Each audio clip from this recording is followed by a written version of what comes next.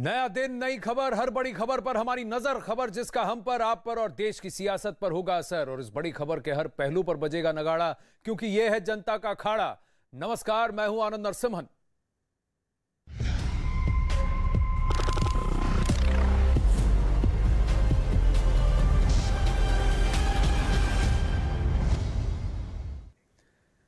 अखाड़ा में आज सबसे पहले बात उत्तर प्रदेश की, जहां प्रधानमंत्री नरेंद्र मोदी सितंबर में 2 बार उत्तर प्रदेश के दौरे पर जा सकते हैं। न्यूज 18 के अजीत सिंह की खबर है कि 14 सितंबर को प्रधानमंत्री अलीगढ़ का दौरा करेंगे।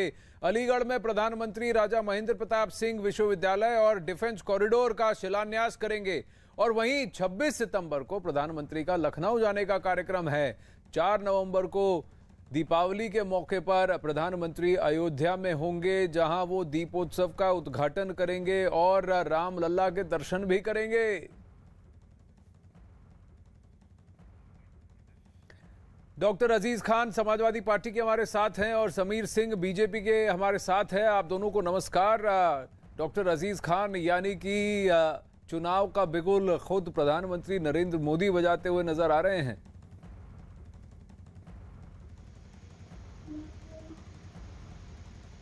डॉक्टर अजीज खान, आपको मेरी आवाज आ रही है? जी आ रही है। हाँ, तो प्रधानमंत्री नरेंद्र मोदी 2 बार उत्तर प्रदेश आएंगे और दीपावली पर भी वहीं मौजूद होंगे। निश्चित रूप से सर, अभी मैं जुड़ा ही नहीं हूँ। हाँ, तो प्रधानमंत्री नरेंद्र मोदी 2 बार उत्तर प्रदेश आएंगे और दीपावली पर भी वहीं। आपको टीवी की आवाज कम करनी पड़ेगी, टीवी की आवाज बंद कर दीजिए। क्या मैं सर डायरेक्ट स्काइप से बात करूं क्या? हाँ, आप डायरेक्ट बात कीजिए। आप डायरेक्ट बात कीजिए, आपकी आवाज आ रही है। आप टीवी को ऑफ कर दीजिए। जी सर, जी सर। हाँ जी, बताइए। क्या आवाज आ रही है आपको? हाँ, आ रही है। अभी मुझे पैच किया गया है सर, ये स्काइप से बात कर रहा हूँ। हाँ जी, आप पैच हैं, आप लाइव हैं, बात कीजिए। टेक्नोलॉजी को तो आप समझ रहे हैं, अब आप ये भी समझिए कि मोदी जी वहां पहुंच रहे हैं। बीजेपी का बिगुल बज गया है चुनाव के लिए।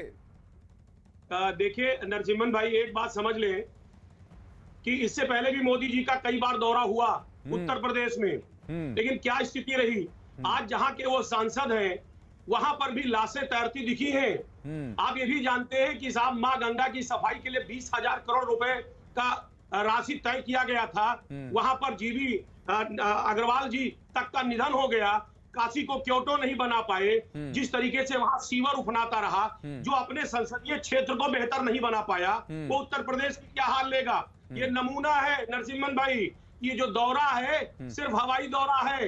यहाँ पे जो जमीनी हकीकत है वो उत्तर प्रदेश की जनता समझ रही है। जिस तरीके से कोरोना काल में मौतें हुई, ऑक्सीजन बेड हॉस्पिटल्स नहीं अवेलेबल हो पाए, उसकी वजह क्या रही? उसकी वजह सिर्फ यही रही कि अगर माननीय मोदी जी वाकई में दौरा उत्तर प्रदेश की करते और उत्तर प्रदेश से लगाव होता तो वो पश्चिम बंगाल 17 बार न जाते, उत्तर प्रदेश में आते, शायद इतनी मौतें ना होती। लेकिन सच्चाई ये है कि आज जब चुनावी वक्त आ गया है, चुनाव के 4-6 महीने बचे हैं, तो आज प्रदेश में दौरा करके ये वक्त पर साध कहीं ना कहीं। अच्छा, मैं आपसे बस बहुत सही बात कह रहे हैं अजीज खान, मैं एक बात पूछ रहा हूं आपसे कि अखिलेश यादव जो है अपनी जो कॉन्स्टिट्यूएंसी है, पिछले 5 साल में कितनी बार वहां गए? देखिए, एक बार नरसिम्हन जी बताएं, ये संसदीय क्षेत्र प्रधानमंत्री का था, अखिलेश जी का नहीं है ये संसदीय क्षेत्र। मैं बस ये पूछ रहा हूँ, अखिलेश जी ने आजमगढ़ जो संसदीय क्षेत्र है, कई बार वो दौरा किए। कितनी बार गए? अरे आप करते रहते हैं। नहीं, आप मुझे गिनती बताइए, कितनी बार गए हैं?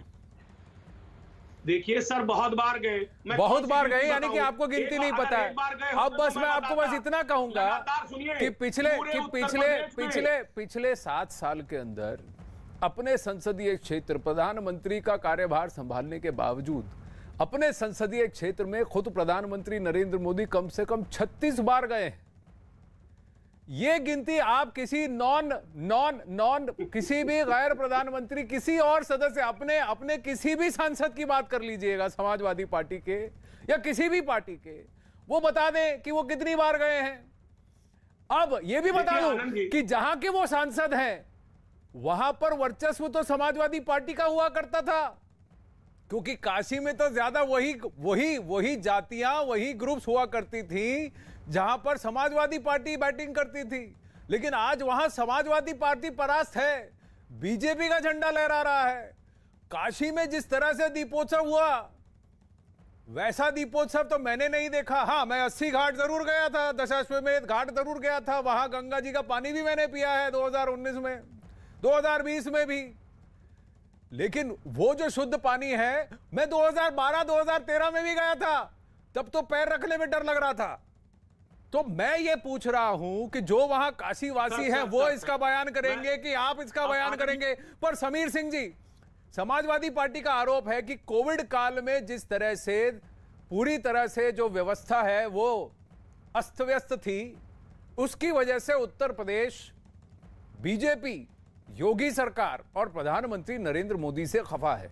आप क्या कहेंगे? देखिए आनंद जी, हमारे समाजवादी मित्र बहुत अच्छा झूठ बोलते हैं, और अखिलेश यादव जी कितनी बार आजमगढ़ गए ये नहीं बता पाए, अखिलेश यादव जी कितनी बार कन्नौज से सांसद रहे हैं गए ये नहीं बता पाए।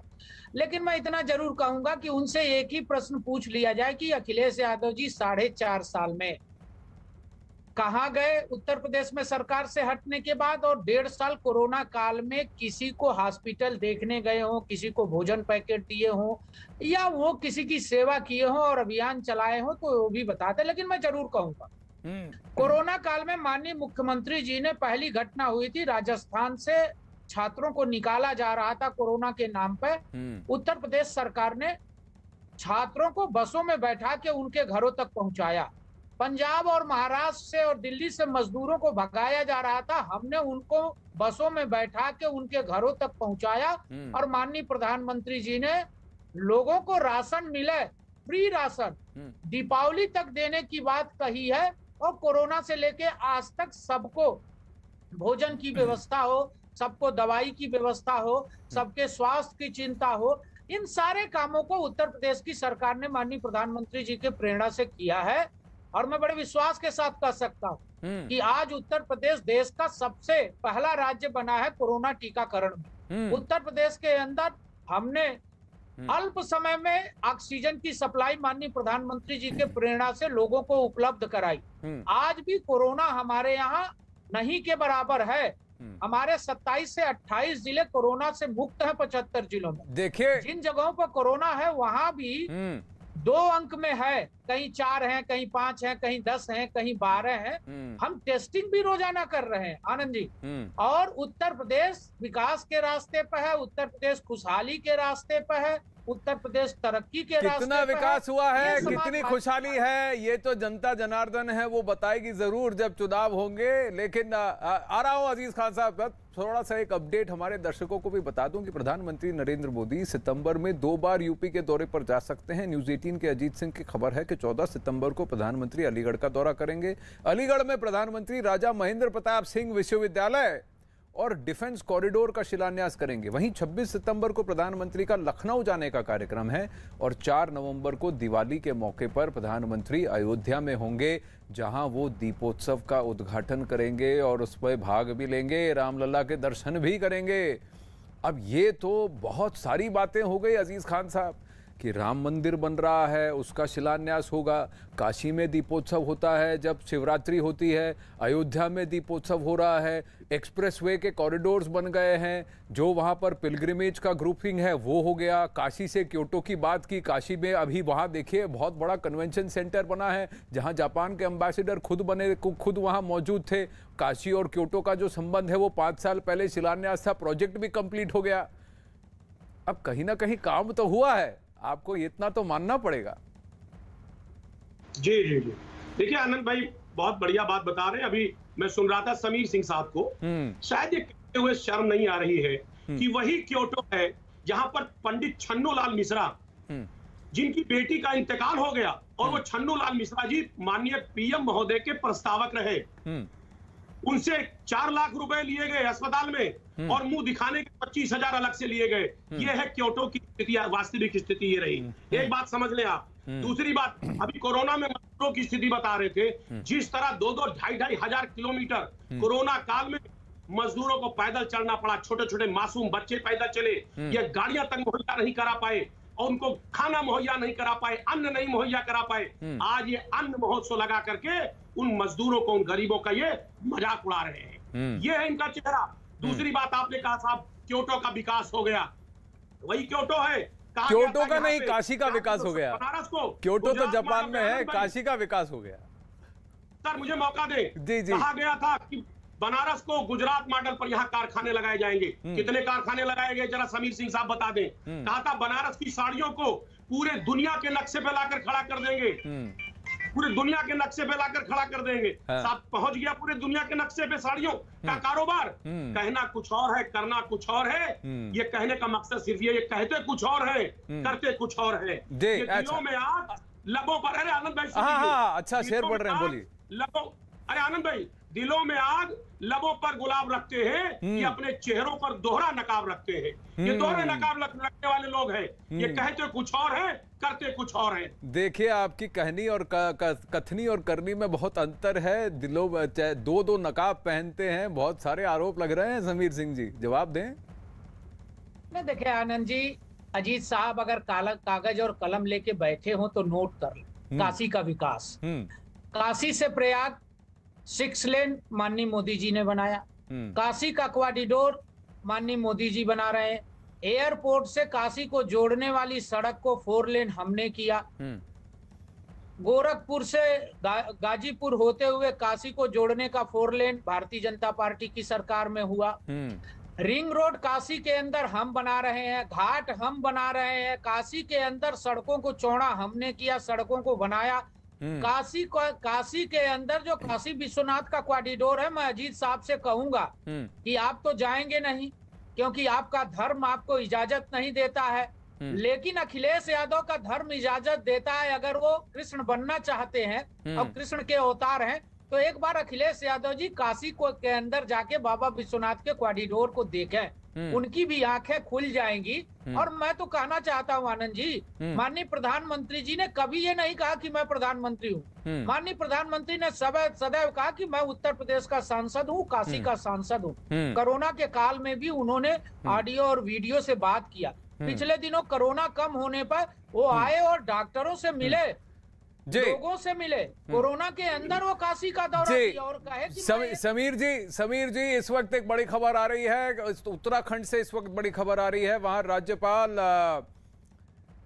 बेबी रानी मौर्य ने अपना इस्तीफा दे दिया है। खबर है कि वो एक बार फिर से सक्रिय राजनीति में लौट सकती हैं।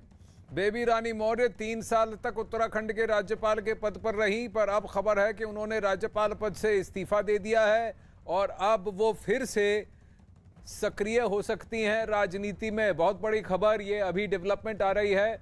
हम जरा संपर्क करेंगे, जानने की कोशिश करेंगे, फिर से राजनीति में उतरना चाहती हैं। भारती सकलानी है हमारे साथ फोन लाइन पर। भारती जी नमस्ते, बताइए ये क्यों निर्णय लिया गया है, क्या इनका प्लान है? देखिए, ये कहा जा रहा है कि सक्रिय राजनीति में राज्यपाल रही हैं उत्तराखंड की बेबी रानी मौर्य, वो जो है वो उतरना चाह रही हैं और इसी के रिगार्डिंग 3 साल का उनका कार्यकाल पूरा हो चुका है उत्तराखंड में राज्यपाल के तौर पर। और आज बताया जा रहा है कि दोपहर में उन्होंने अपना इस्तीफा जो है वो फैक्स कर दिया है, लेकिन उसकी एक्सेप्टेंस अभी तक हुई है या नहीं हुई है इस बारे में कोई कंफर्मेशन अभी तक नहीं मिल पाया है।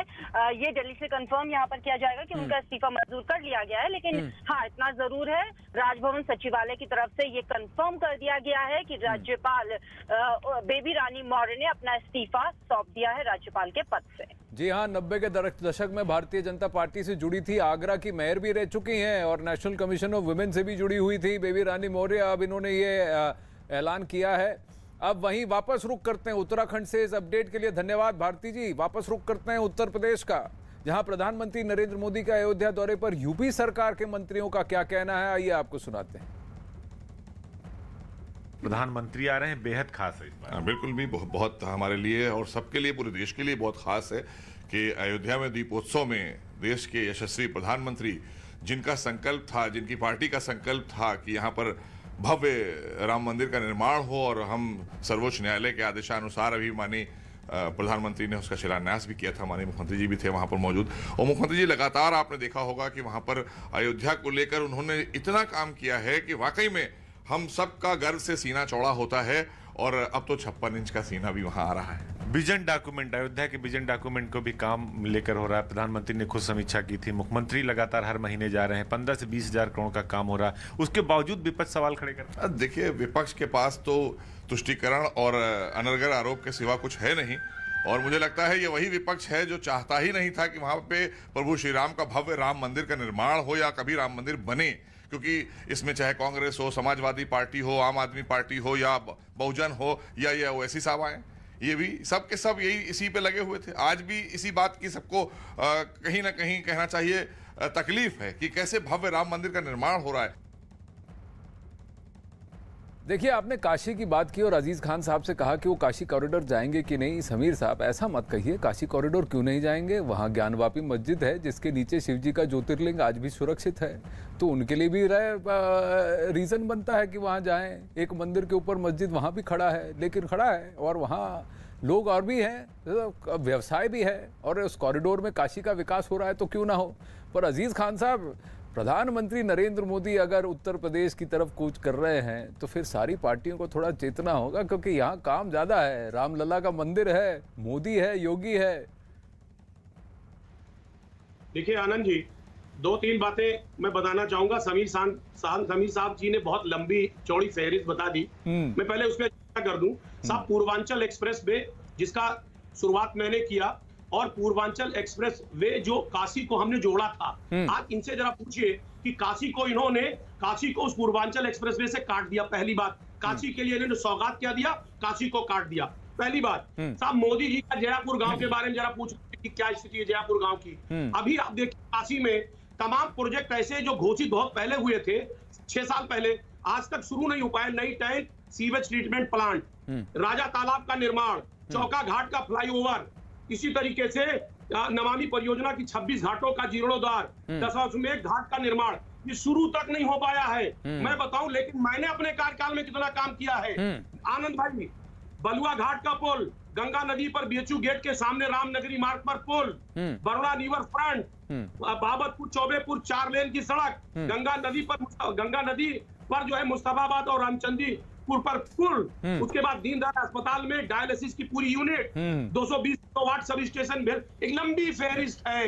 आनंद जी, मैं बताऊं, ये विजन की सरकार नहीं है, टेलीविजन की सरकार है। आज नकल भी अकल से होती है जीत साहब, ये नकल करने के लिए भी अकल चाहिए। 10 सेकेंड। WHO ने जो सबसे प्रदूषित शहरों की 15 शहरों की सूची दे दी है आपको, नंबर झूठ मत लिखा करो ना, आपको पता ही नहीं, पढ़ लिख के आया करिए, सब्जेक्ट का होता है। अच्छा, आप समीर जी जवाब दीजिए। तीसरे नंबर पर अकल से होती है। समीर जी जवाब दीजिए।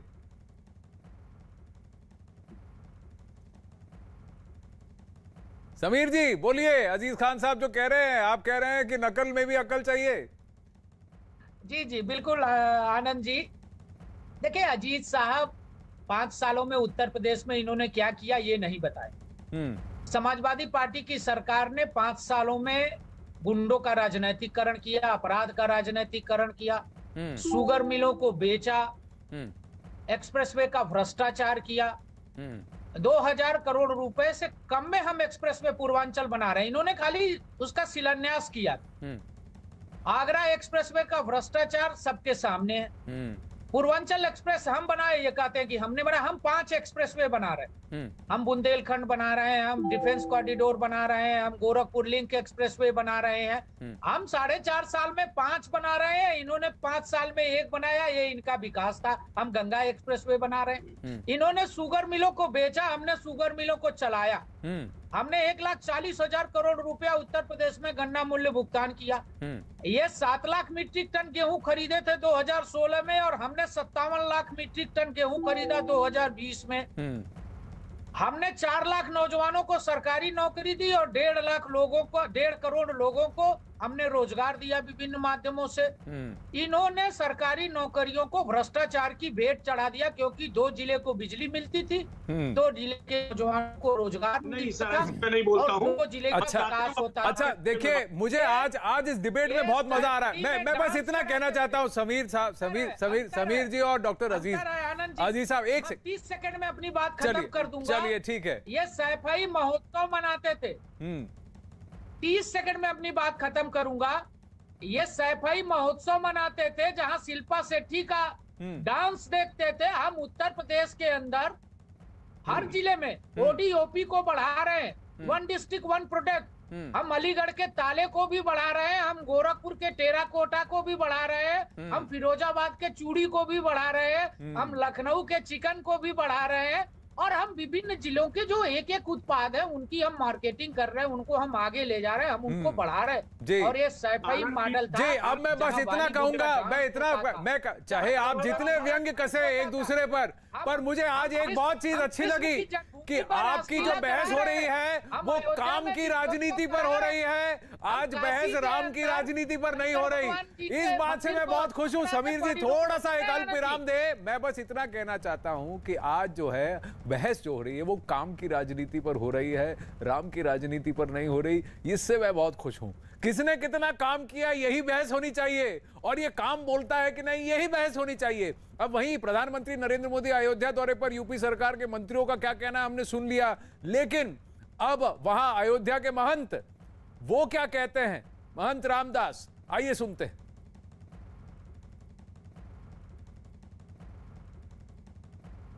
ये हमारा आस्था का विषय है। ये इसको चुनाव से हम नहीं जोड़कर देखते कभी भी। भारतीय जनता पार्टी, ना आदरणीय मोदी जी ने, ना योगी जी ने, ये हमारी आस्था का है, ये हमारी सांस्कृतिक धरोहर है। और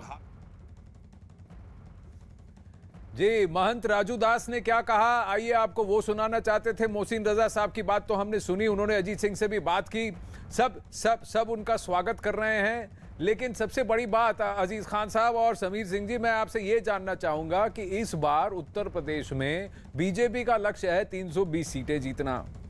समाजवादी पार्टी के पास चुनौती है कि वो बीएसपी, कांग्रेस और अब एआईएमआईएम इन सबको भी पछाड़े और बीजेपी से भी लड़े। अब अगर काम की राजनीति की बात है तो काम पिछले 5 सालों में ज्यादा हुआ या उससे पहले के 10 सालों में हुआ? अजीज खान जी बताइए, उत्तर प्रदेश में ग्राउंड रियलिटी क्या, गांव का उत्तर प्रदेश का निवासी खुश है कि ना खुश है?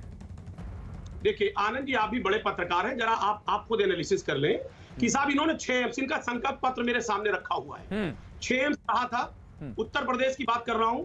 इन्होंने 25 मेडिकल कॉलेज की बात की थी, इन्होंने 70 लाख नौकरियों की बात की थी, इन्होंने कहा था सरकारी स्कूलों और कॉलेजों को आधुनिकीकरण कराएंगे, इन्होंने कहा था उत्तर प्रदेश में 10 नए अंतरराष्ट्रीय स्तर के विश्वविद्यालय खुलेंगे, इन्होंने कहा था हर जिले में एक इंजीनियरिंग और एक पॉलिटेक्निक कॉलेज होगा। एक लंबी लिस्ट है उत्तर प्रदेश की। 75 नए मेडिकल कॉलेज केंद्र सरकार ने बनाने की बात कही थी, 2 करोड़ नौकरियां प्रतिवर्ष देने की बात कही थी, 100 स्मार्ट सिटी है कहां है?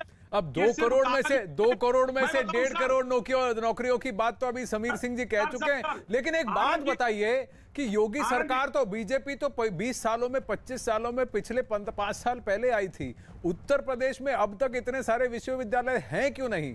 उत्तर प्रदेश में हर गांव में बढ़िया अस्पताल है क्यों नहीं? वो पैसा गया कहां जो इसके बजट के लिए निर्धारित हुआ था? 20 करोड़ जनता के लिए पिछले 5 साल में कितना काम हुआ, ये सवाल पूछा जाता है। लेकिन पिछले 5 साल में क्या इतना काम हुआ जो पिछले 20 साल में नहीं हुआ? ये सवाल भी पूछा जाता है। अजीज खान साहब, समीर सिंह जी, बहुत बहुत धन्यवाद। मजा आया आपसे इस बहस को करके। यहाँ अखाड़ा में इस तरह के दाव पेच हो तो बहस में भी मजा आए, काम की राजनीति पर बहस हो तो मजा आए। धन्यवाद। अखाड़ा में आपका एक बार फिर से स्वागत है। इस वक्त की बड़ी खबर, जम्मू कश्मीर और तालिबानी आतंकियों से जुड़ी खबर आ रही है। न्यूज 18 के पवन शर्मा की रिपोर्ट है कि पाकिस्तान के कब्जे वाले कश्मीर में मौजूद लॉन्चिंग पैड पर 100 से ज्यादा आतंकी हैं। परेशानी की बात यह है कि इन आतंकियों में तालिबानी आतंकी भी मौजूद हैं। जो लश्कर और दूसरे आतंकी संगठनों के साथ मिलकर बड़े हमले के लिए भारत में घुसने की ताक में हैं। इसे लेकर सुरक्षा एजेंसियों ने अलर्ट जारी किया है। खबर है कि पाकिस्तान की खुफिया एजेंसी ISI ने भारत पर हमले के लिए इन तालिबानी आतंकियों के साथ हाथ मिलाया है। POK में मौजूद इन आतंकियों में वो आतंकी भी शामिल हैं जो पहले काबुल के जेल में बंद थे, लेकिन तालिबान के कब्जे के बाद सारे छोड़ दिए गए। बाद में आतंकी ISI की मदद से POK पहुंच गए थे। पवन शर्मा जुड़ रहे हैं डिटेल्स के साथ। पवन, इसमें क्या अलकायदा और IS के भी काडर शामिल हैं जो कि पाकिस्तान काबुल की जेलों में कैद थे और अब जम्मू कश्मीर की तरफ बढ़ रहे हैं? बिल्कुल आनंद, POK में इस समय लगभग 100 के करीब आतंकी हैं जो लॉन्चिंग पैड्स के ऊपर घुसपैठ के इंतजार में हैं और पाकिस्तानी खुफिया एजेंसी ISI ने काबुल से जो लड़के वहां पर जो जिहादी इनके गए थे वहां पर आतंकी, उनको वहां से छुड़ाया है जेलों से और वो POK में पहुंचे हैं, जिसमें IS के कैडर भी हैं और अलकायदा के साथ साथ तालिबानी ग्रुप में जो लोग जुड़े थे वो भी हैं। लगभग 100 के करीब संख्या बताई जा रही है। जैश ए मोहम्मद और लश्कर अल बदर के ब्रिगेड में शामिल हुए हैं और इस समय POK में जो 3-4 बड़े लॉन्चिंग पैड्स हैं जिसमें कहूटा, सामानी, लीपा वैली और मजार उस्मानी में इस समय इन आतंकियों को देखा गया है और सुरक्षा एजेंसियों ने अलर्ट भी किया है कि जम्मू कश्मीर इनका मुख्य टारगेट है। कश्मीर में घुसना है। जम्मू संभाग में कठुआ और जम्मू इनके मुख्य टारगेट हैं।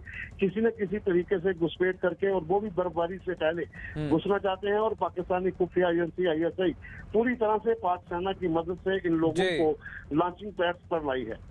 जी धन्यवाद पवन आपके अपडेट के लिए।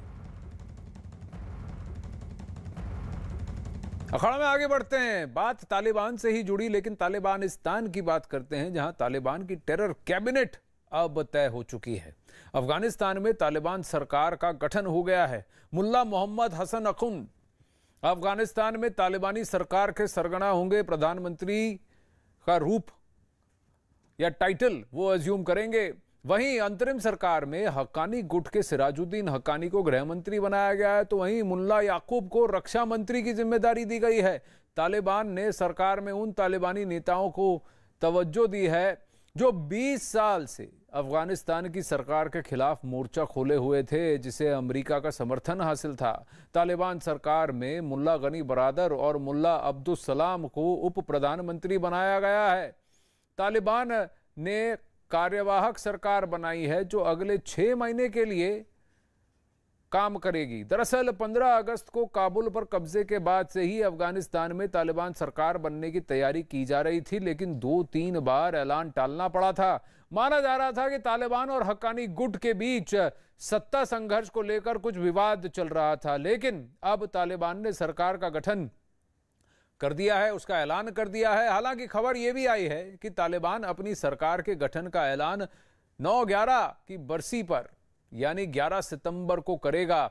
वहीं खबर यह भी है कि तालिबान के सबसे बड़े धार्मिक नेता हिबतुल्लाह अखुंदजादा ने अफगानिस्तान पर तालिबान के कब्जे के बाद जारी अपने पहले संदेश में सरकार से शरिया कानून लागू करने को कहा है। अब वहीं तालिबान की इस अंतरिम सरकार में तालिबान 5 नाम के तालिबान के 5 नाम पहचाने जाने वाले हैं। 5 तालिबानी नेताओं में 4 को जगह दी गई है। मुल्ला खैरुल्लाह खैर खा को सूचना और संस्कृति मंत्री बनाया गया है। मुल्ला नूरुल्लाह नूरी को सीमा और जनजाति मंत्री बनाया गया है और इसी तरह अब्दुल हक वसीक को खुफिया विभाग का प्रमुख और मोहम्मद फजील मजलूम को उप रक्षा मंत्री की जिम्मेदारी दी गई है। इन चारों को अमेरिका ने हिरासत में रखा था, लेकिन साल 2014 में ओबामा सरकार ने अमेरिकी सैनिकों की रिहाई के बदले इन्हें रिहा कर दिया गया। अब अफगानिस्तान में सरकार का चेहरा जिन लोगों को बनाया गया है उनमें से ज्यादातर वही लोग हैं जिनकी पहचान आतंकवाद से रही है। इनमें से कई तो इनामी आतंकी हैं। तालिबान के प्रधानमंत्री मुल्ला मोहम्मद हसन अखुंद आज भी संयुक्त राष्ट्र सुरक्षा परिषद की प्रतिबंधित सूची में हैं और उन पर 2001 से लेकर आज तक प्रतिबंध जारी है। वहीं उनके 2 डिप्टी मुल्ला बरादर और अब्दुल सलाम का भी नाम आतंकियों की लिस्ट में है। विदेश मंत्री मुल्ला आमिर खान मुत्तकी का नाम भी आतंकियों की लिस्ट में शुमार है। जबकि तालिबान के कार्यवाहक सरकार में आतंकी संगठन हक्कानी नेटवर्क के सिराजुद्दीन हक्कानी को गृह मंत्री बनाया गया है। सिराजुद्दीन हक्कानी संयुक्त राष्ट्र की आतंकियों की लिस्ट में है और उन पर अमेरिका ने करीब 37 करोड़ का इनाम भी रखा है। चंदन जजवाड़े हमारे साथ लाइव जुड़ रहे हैं। ये पूरा बैंड ब्रिगेड है जिन पर बैन ही बैन है और ये भी आकर अभी बैन ही बैन लगा रहे हैं। और ऐसी तालिबान सरकार को कौन वहां पर रिकॉग्नाइज करेगा? ये तो आतंकिस्तान बना दिया उन्होंने। कि जहां तक बात है, बिल्कुल आतंकिस्तान है और इसलिए दुनिया के कई देशों ने अभी से ही अपना मंसूबा जाहिर कर दिया है कि वो तालिबान की सरकार को मान्यता नहीं देंगे। और इसमें पाकिस्तान का कितना बड़ा रोल है ये पूरी दुनिया में पाकिस्तान एम्बेसी के बाहर जो प्रदर्शन हो रहे हैं वो भी बता रहा है। इसके अलावा काबुल की सड़कों पर उतरकर महिलाओं ने विरोध किया है। और राजधानी दिल्ली की बात करें तो पाकिस्तान एम्बेसी के बाहर आनंद ये देखिए, Pakistan is a training ground for terrorism. ये साफ लिखा हुआ है कि पाकिस्तान जो है आतंकी जो ट्रेनिंग होती है उसका ग्राउंड है। और पाकिस्तान के ही सरपरस्ती में सारे जो नेता हैं जो आज मंत्री बने हुए हैं अफगानिस्तान में, वो सारे आतंकी के रूप में छुपे हुए थे। यहाँ अफगानिस्तान के कुछ लोग पहुँचे हुए हैं और लगातार लोगों का जमावड़ा जारी है जो कि पाकिस्तान का विरोध करने आए हैं कि किस तरह से पाकिस्तान ने आतंकियों को पनाह दी और अब वो अफगानिस्तान में सरकार बना रहे। आप बताइए, आपका नाम? अब्दुल्ला से मंसूरी। किस बात का विरोध कर रहे हैं आप अफगान लोग? ये अफगान लोग हैं, ये पाकिस्तान के हमले के, अफगानिस्तान के हमले के ये मुजाहरा वही वजह है। पाकिस्तान फौज हमारा खाक के हमला कर दिए, पंशेर के हमला कर दिए। वो रईस ऐसा शेफ ऐसा वो काबुल में है, वो सब दस्तूर दे सारे फौजी पाकिस्तानी को दस्तूर दे। देखिए तो पाकिस्तानी जो फौजी हैं वो वहाँ लड़ रहे हैं। पाकिस्तानी फौजी अफगानिस्तान में क्या कर रहे हैं और अफगान लोगों पर हमला क्यों कर रहे हैं ये कह रहे हैं? देखो हमारे मुल्क में आतंकवादी सरकार है। कोई अफगानी नहीं चाहता है कि एक आतंकवाद सरकार उसके शहर में उसके मुल्क में होगा। और साथ साथ इसी आतंकवादी को खान संभालता है। खान के इसके पीछे यही पाकिस्तान। अभी कुछ दिनों में पाकिस्तान आईएसआई चीफ हमारा राजनीति से में बैठकर पंशेर के ऊपर अटैक किया। देखिए ये सबसे बड़ा सवाल है आनंद। लोग साफ कह रहे हैं कि 4 दिन से 5 दिन से आईएसआई चीफ वहाँ क्या कर रहे हैं और इसी का विरोध अफगानिस्तान में काबुल में महिलाओं ने किया। तो इतना आसान भी नहीं होगा। तालिबान जिस तरह से आतंकी पैर जमाकर एक वैलिड सरकार बनाने की कोशिश कर रहा है अफगानिस्तान के लोग, उसकी कैसे वैलिडिटी हो सकती है? चंदन, बड़ी खबर इस वक्त ये आ रही है कि तालिबान का मददगार बना पाकिस्तान। पंशेर पर पाकिस्तान की मदद से हमला हुआ है। अमेरिकी सुरक्षा एजेंसी का अब ये दावा है कि पंशेर में फॉक्स न्यूज़ के हवाले से यह खबर है कि पंशेर में तालिबान की मदद के लिए पाकिस्तान की सेना ने 27 जंगी हेलीकॉप्टर भेजे हैं। यही नहीं, पाकिस्तान ने नॉर्दर्न अलायंस के लड़ाकों और उनके ठिकानों पर हमला करने के लिए ड्रोन का भी इस्तेमाल किया था। पाकिस्तान की मदद की बदौलत ही तालिबान ने पंशेर पर कब्जा करने का दावा भी किया था। हालांकि पाकिस्तान ने पंशेर में तालिबान की मदद करने और अपनी सेना भेजने की बात से साफ इनकार किया है। लेकिन अमेरिकी इंटेलिजेंस का यह कहना है, सुरक्षा एजेंसीज का यह कहना है कि 27 हेलीकॉप्टर और ड्रोन भेजे गए और ये एयर स्ट्राइक्स पाकिस्तानी एयरफोर्स ने ही किया है, पाकिस्तानी सेना ने किया है। और अफगान जो है इस बात से पूरी तरह बहुत नाखुश हैं कि एक विदेशी सेना के एयरफोर्स ने आकर हम पर हमला कैसे कर दिया, अफगानों पर हमला कैसे कर दिया। और अगर पिछली सरकार अमेरिका के हाथ में कठपुतली थी तो क्या तालिबान इस बार पाकिस्तान के हाथ में कठपुतली है? और ये प्रॉक्सी वॉर जो है ये पाकिस्तान ने ही किया है। चंदन जजवाड़े हमारे साथ है। चंदन, सबसे बड़ी बात यह है कि जो अफगान दिल्ली में आपके साथ खड़े हैं वो भी वही बात कह रहे हैं, जो अफगान काबुल में खड़े हैं वो भी यही कह रहे हैं। अब अमेरिकी सुरक्षा एजेंसी कह रही है कि 27 हेलीकॉप्टर भेजे हैं और ड्रोन भी अटैक करने के लिए। एक और तस्वीर, बिल्कुल आनंद यही बात ये लोग कह रहे हैं। और एक्सक्लूसिवली टाइम हमने दिखाया था किस तरह से अपने न्यूज़ 18 इंडिया पर कि पाकिस्तान का हेलीकॉप्टर पंशेर में लैंड किया हुआ था जिससे कि एयर ड्रॉप किए थे पाकिस्तानी ट्रूप्स को। ये तस्वीर भी हमने दिखाई थी। और जो लोग यहाँ पर हैं वो साफ जानते हैं कि पाकिस्तान की सेना, आईएसआई और जो पाकिस्तान में पल रहे आतंकी थे तालिबान के, वो लोग जो है पंजशीर में अटैक करने। आप बताएं आपका नाम।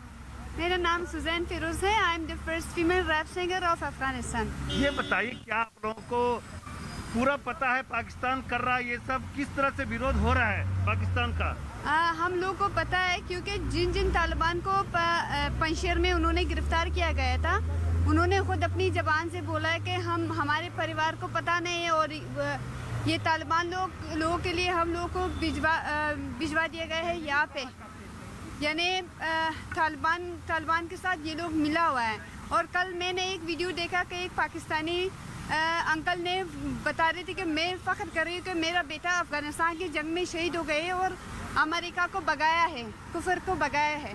तो देखिए, ये साफ कह रहे हैं कि पाकिस्तान के जो लोग पकड़े गए पंजशीर में, जिनको पकड़ा गया, वो लोग साफ कह रहे हैं कि हम तालिबान के साथ मिले हुए हैं। ये पाकिस्तानी फौजी या ISI के भेजे हुए लोग थे। उसके बाद भी पाकिस्तानी व्यक्ति जो पकड़ा गया आतंकी के तौर पर, वो साफ कह रहा है कि उसे फख्र है कि उसका बेटा जंग में शहीद हुआ है और उसने अमेरिका को अफगानिस्तान से भगाने में मदद की है। तो सीधा सीधा ये समझा जा सकता है कि जो लोग अरेस्ट हुए हैं पंजशीर में, इस तरह से दावा है नॉर्दर्न अलायंस का कि करीब 1,500 लोगों ने पकड़ा भी है, क्योंकि वहां की लड़ाई इतनी आसान नहीं होती। जो दावे तालिबान कर रहा है उस पर तुरंत यकीन भी नहीं कर सकते, नेटवर्क की। लेकिन सबसे बड़ी बात यह है कि अफगानिस्तान पाकिस्तान को इमरान को ISI को गुनहगार ठहराते हुए उन्होंने अफगानिस्तान के तिरंगे को पकड़ा है। ये बहुत बड़ी बात है, क्योंकि तालिबान ने वादा खिलाफी की। उन्होंने अफगान लोगों से कहा कि हम जो है इस तिरंगे को, जब तक हमारा खुद का जो है संविधान नहीं बन जाता, ये केयर टेकर सरकार अफगानिस्तान के तिरंगे को नहीं हटाएगी। लेकिन ISI के चीफ वहां पहुंचते ही प्रेसिडेंशियल पैलेस से तिरंगे को हटा दिया गया और तालिबान का झंडा भी लगाया गया। बहुत बड़ी इंसल्ट है वो। यहाँ पर लोग, अफगान लोग जो है अपने तिरंगे को पकड़कर खड़े हैं और कह रहे हैं कि ये हमारा तिरंगा है, ये हमारा झंडा है, ये हमारी आइडेंटिटी है, इसके साथ आपकी बदसलूकी हमें बर्दाश्त नहीं। वहीं तालिबान के अंतरिम सरकार के ऐलान के बाद NRF ने एक बयान जारी कर इस सरकार को मानने से साफ इनकार कर दिया। उन्होंने इस सरकार को अफगानिस्तान के लोगों का दुश्मन बताया और इसे कानूनन गलत भी बता दिया। NRF ने अपने बयान में लोगों के वोट से ही वैध सरकार के बनने की बात भी कही। साथ ही अफगानिस्तान के राजनीतिक लोगों से बात कर जल्द ही देश में एक जिम्मेदार राजनीतिक ढांचा खड़ा करने का भी दावा किया।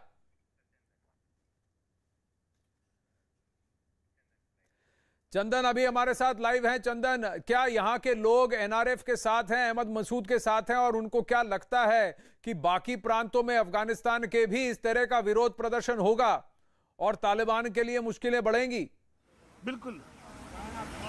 बिल्कुल शेरजई साहब हमारे साथ है, जो कि NRF के करीबी भी हैं। आप बताइए कि क्या अफगानिस्तान के बाकी इलाकों में भी ऐसा विरोध प्रदर्शन होगा जैसा काबुल में हो रहा है? अभी आपने देख लिया 4-5 दिन में सारा अफगानिस्तान में रात व दिन लोग पाकिस्तान के खिलाफ नारे लगाया, महिलाओं तालिबान के खिलाफ नारे लगाया। इतना हिम्मत आया। मैं अभी किसी और चैनल के साथ इंटरव्यू में मैं बोला, अफगानिस्तान का लोग पिछले 20 साल पहले लोग नहीं है। 20 साल पहले सब अफगानिस्तान लोग तालिबान से डरता था, हिम्मत नहीं था किसी को के रोड पे आए तालिबान के खिलाफ नारे लगाए। अभी महिलाओं और सबका ये हिम्मत आया कि रात भी निकल गया, दिन भी निकल ये गया। बड़ी बात है कि महिलाएं तक सड़कों पर निकल गई और 20 साल पहले जो तालिबान का डर था वो डर अब खत्म हो चुका है। बगावत वहां हो गई है जमीन पर और इसे संभालना पाकिस्तान के लिए आसान नहीं होगा। बिल्कुल, 3.5 करोड़ से ज्यादा की जनता है और 1 लाख से छोटे से कम के तालिबानी और कुछ हजार पाकिस्तानी। क्या अगर 3.5 करोड़ की जनता अगर खड़ी हो जाए तो क्या ये लोग टिक पाएंगे? यही देखने की बात है। अहमद मसूद सिर्फ अफगान लोगों से कह रहा है कि अपने देश के लिए, अपने वतन के लिए उठ खड़े हो जाओ, दुनिया भी तुम्हारा साथ देगी। चंदन, धन्यवाद आपके इनपुट्स के लिए। अखाड़ा में फिलहाल बस इतना ही। आपसे विदा लेने का समय आ गया है। नमस्ते। आगे की खबरें शिवानी के साथ बने रहिए।